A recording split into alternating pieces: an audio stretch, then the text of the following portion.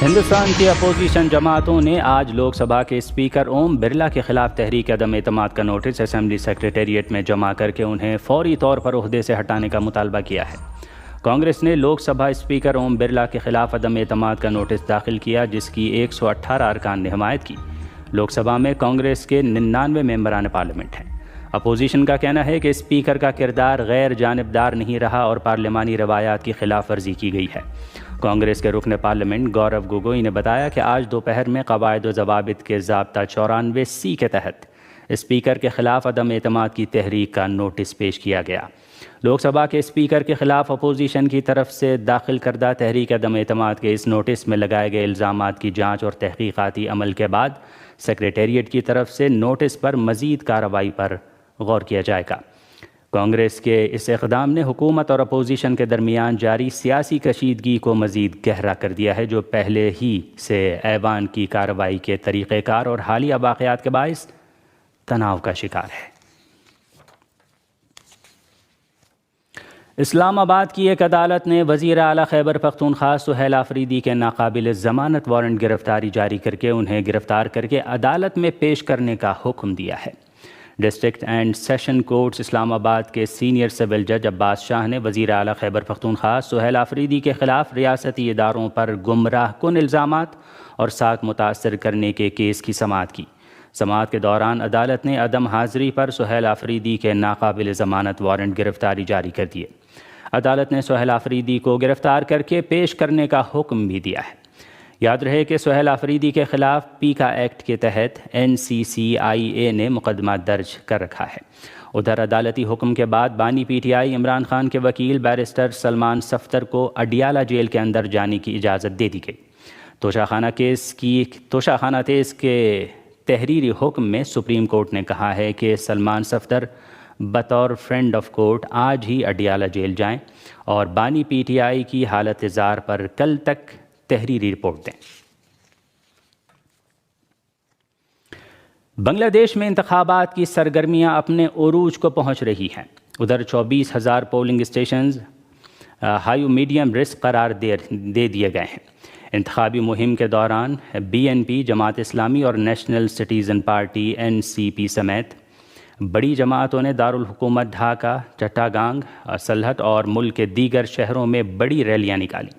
ادھر inspector general police نے کہا ہے کہ ملک بھر کے 8,770 پولنگ مراکز ہائی رسک جبکہ 16,000 میڈیم رسک قرار دیے گئے ہیں۔ انہوں نے بتایا کہ پولنگ اسٹیشنز کے اندر پولیس تعینات ہوگی اور باہر پولیس موبائل پیٹرول ٹیمیں موجود ہوں گی۔ بنگلہ دیش میں 12 فروری کو ہونے والے 13ویں قومی پارلیمانی انتخابات کے حوالے سے کیے گئے ایک تازہ عوامی سروے میں BNP اور بنگلہ دیش جماعت اسلامی کی قیادت میں بننے والے اتحاد کے درمیان سخت مقابلے کی پیش گوئی کی گئی ہے۔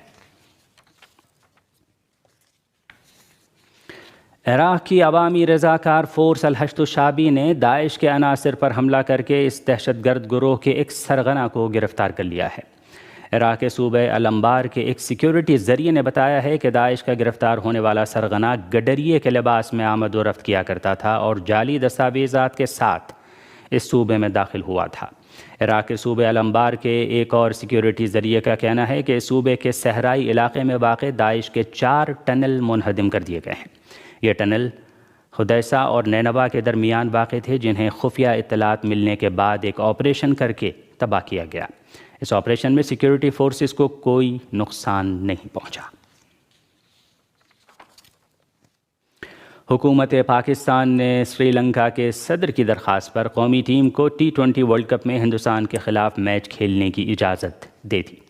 موصولہ خبروں کے مطابق پاکستان کرکٹ بورڈ کے چیئرمین محسن نقوی نے وزیر اعظم شہباز شریف کو پاکستان کرکٹ بورڈ، PCB بنگلہ دیش cricket board, BCB international cricket board, ICC اور دیگر رکن ممالک کے ساتھ ہونے والی اعلیٰ سطحی بات چیت سے آگاہ کیا، جس کے بعد پاکستان کی حکومت نے تمام پہلوؤں پر غور کرنے کے بعد پاکستانی ٹیم کو میدان میں اترنے کی ہدایت جاری کر دی۔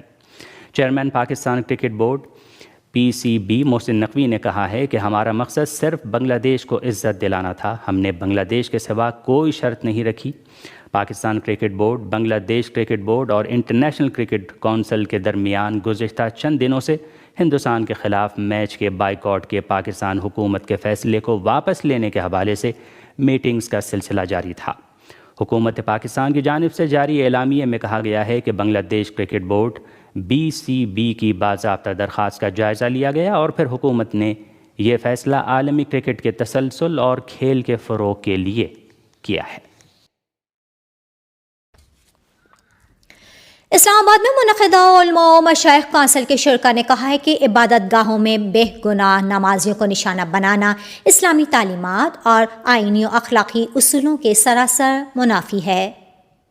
وفاقی وزیر مذہبی امور و بین الاقوامی مذاہب ہم آہنگی سردار یوسف کی زیر صدارت علماء و مشائخ کونسل کا ایک ہنگامی اجلاس منعقد ہوا، جس میں اسلام آباد میں خودکش حملے کی شدید مذمت کی گئی۔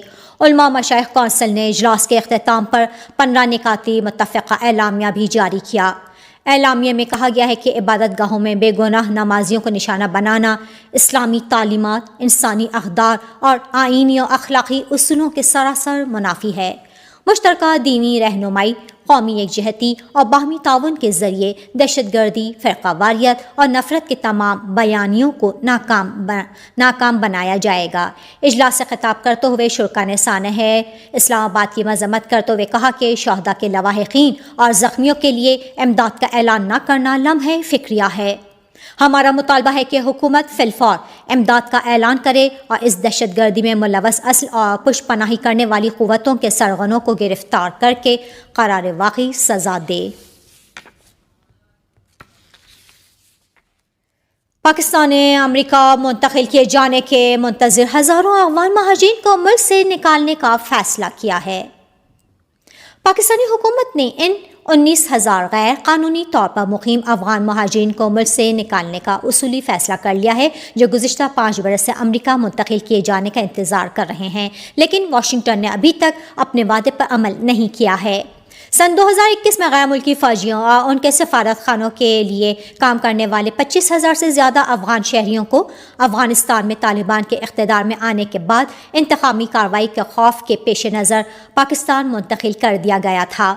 ان میں سے بہت کم تعداد میں افغان مہاجرین سن 2025 تک کینیڈا، امریکہ، جرمنی اور برطانیہ سمیت مختلف مغربی ممالک میں منتقل ہوئے تھے، جبکہ دوسرے ہزاروں افراد پاکستان کے مختلف شہروں خصوصاً اسلام آباد میں رہ رہے ہیں۔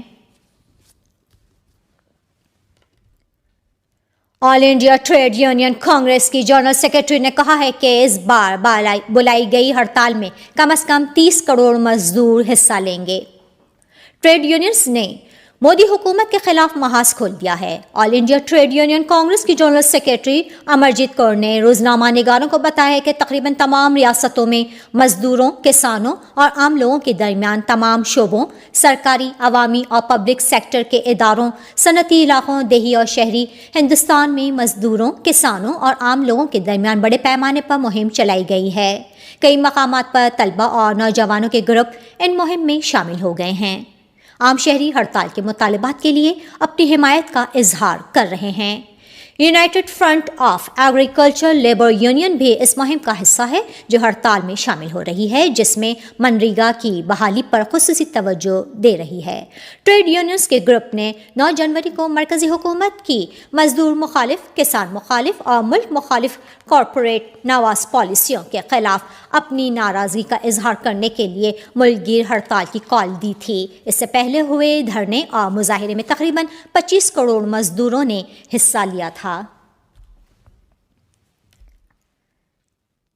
صہیونی وزیر اعظم نے رفح گزرگاہ سے مسافروں کی رفت و آمد کے موقع پر ان کے پاسپورٹوں پر نام نہاد خود مختار انتظامیہ کی مہر کے بجائے امن کونسل کی مہر لگائے جانے کی بات کی ہے۔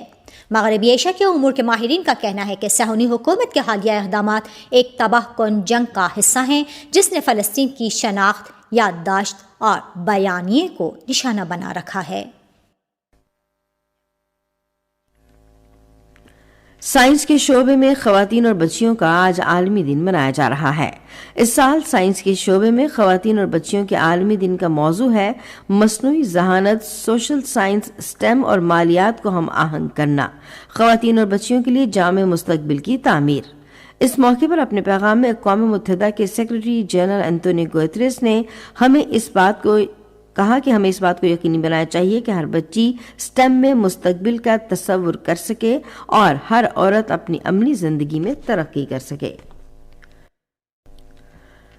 پاکستان نے شمال مغربی شام خصوصاً ادلب اور لتاکیہ کے علاقوں میں حالیہ سیلاب کے باعث قیمتی انسانی جانوں کے ضیاع اور املاک کو پہنچنے والے نقصان پر شام کی حکومت اور عوام سے دلی تعزیت اور گہرے دکھ کا اظہار کیا ہے۔